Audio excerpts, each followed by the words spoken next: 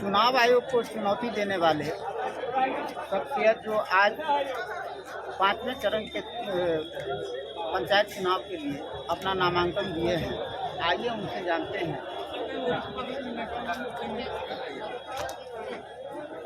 आप पंचायत आयोग को चुनौती दिए हैं, फिर आप चुनाव क्यों लड़ रहे हैं? इस वक्त राज्य निर्वाचन आयोग बिहार के जनता को धोखे में डाल के चुनाव करवा रहे हैं और सुप्रीम कोर्ट 8 अक्टूबर 2013 को जो जजमेंट दिया उसके आधार पर राज्य निर्वाचन आयोग ने भी कहा कि वीवीपैट लागू होना चाहिए। मगर इस समय बिहार में त्रिस्तरीय पंचायत चुनाव में राज्य निर्वाचन आयोग इस पर चुप्पी साध लिया है और कुछ भी बोलने से परहेज कर रही है।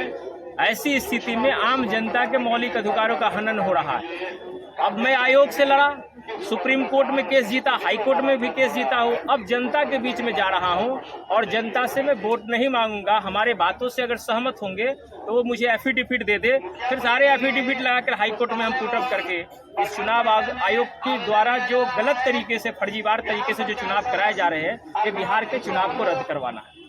क्योंकि इसमें निष्पक्षता और पारदर्शिता नहीं है।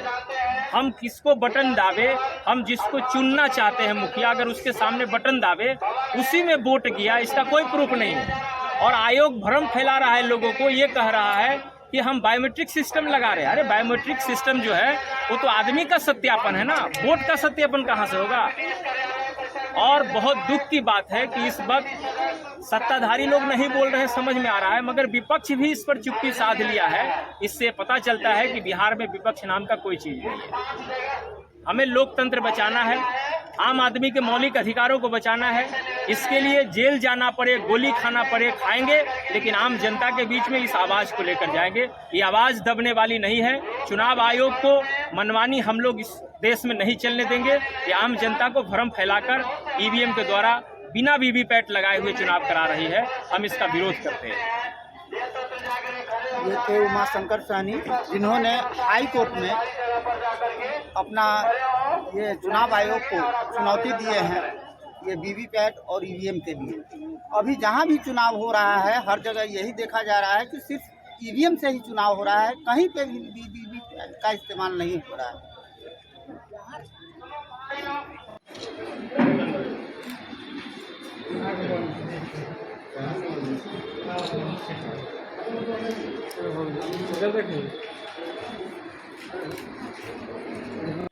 अब बहुत बड़ा सवाल है इस वक्त, और पूरे बिहार की नज़र अब छाजन हरिशंकर पूर्वी पंचायत पर पड़ने वाली है, क्योंकि मैं उसी पंचायत से हूँ। और सुप्रीम कोर्ट का हवाला देते हुए राज्य निर्वाचन आयोग के अगेंस्ट में हमने PIL दर्ज किया था कि आम आदमी के वोटों का अधिकार का हनन नहीं किया जा सकता।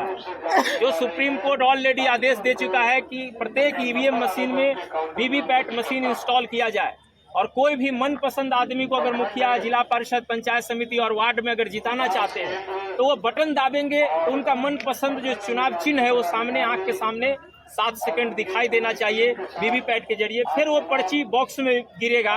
इन केस ऑफ डिस्प्यूट, अगर कोई मामला डिस्प्यूटेड होता है तो ईवीएम की गिनती किया जाएगा और उसकी पर्ची की मिलान की जाएगी। अगर दोनों बराबर आया, इट्स ओके।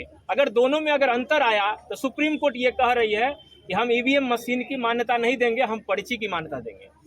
अब इस वक्त वीवीपैट मशीन लागू हो ही नहीं रहा तो वोटों का सत्यापन कैसे होगा? और चुनाव आयोग धोखे में डालकर ये कह रही है कि हम बायोमेट्रिक सिस्टम लगा रहे हैं। अरे बायोमेट्रिक सिस्टम से आदमी का सत्यापन होगा ना। आदमी जो वोटर्स है, वो वोट जिसको डाला उसका सत्यापन के लिए वीवीपैट मशीन आप लगा नहीं रहे। सीधी बात थी कि वोट को लेकर निष्पक्षता की आपने जो बात कही वो पूर्णतः आपने जो आवाज उठाई उसको लेकर कहां तक आप हैं? अभी हाई कोर्ट ने भी निर्देश किया राज्य निर्वाचन आयोग को। राज्य निर्वाचन आयोग को हम जजमेंट की कॉपी लेकर गए। अब राज्य निर्वाचन आयोग इस पर बोलने से परहेज कर रहा है। इसका ये मतलब हुआ कि राज्य निर्वाचन आयोग बिहार के सीधा आरोप लगा रहे हैं चुनाव आयोग में डाल के चुनाव करवा रही है, कि धोखे में डाल करके चुनाव करा रही है, धोखे में डाल के आम जनता का चुनाव करवा रही है। वोटों का सही ढंग से निष्पक्षतापूर्ण आप नहीं देख सकते हैं कि किसने किन प्रत्याशी को वोट दिया, जो कि चुनाव आयोग के लिए एक लोकतांत्रिक देश में बहुत आवश्यक है कि किन जनता ने किन प्रत्याशी को कौन सा वोट दिया है, किस सिंबल पर मोहर लगाया है। क्लियर? अब हम बात करेंगे आपके एजेंडा को। आप आए हैं मुखिया पद के लिए और आप अपने क्षेत्र का कैसे विकास करेंगे, इन बारे में आप बताएं। इस वक्त हमारे एजेंडा में विकास नहीं है, इस वक्त हमारे एजेंडा में वोटों की रक्षा करना है। मैं यहाँ के रिटर्निंग अफसर से परमिशन लेके चौक चौराहे पर ये बातें लोगों को बताने वाला हूँ।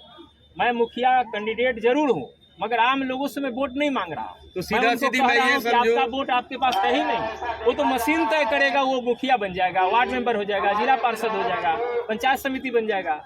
आज तक कभी नहीं हुआ जो ईवीएम में आईडी नंबर जनरेट किया गया हो। इस वक्त ईवीएम में आईडी नंबर जनरेट किया जा रहा है, जैसे मोबाइल में मोबाइल नंबर होता है। अब हम अपने मोबाइल से कोई भी गाना अगर किसी पर भेजना चाहे चला जाएगा। तो सीधा सीधी आपकी एजेंडा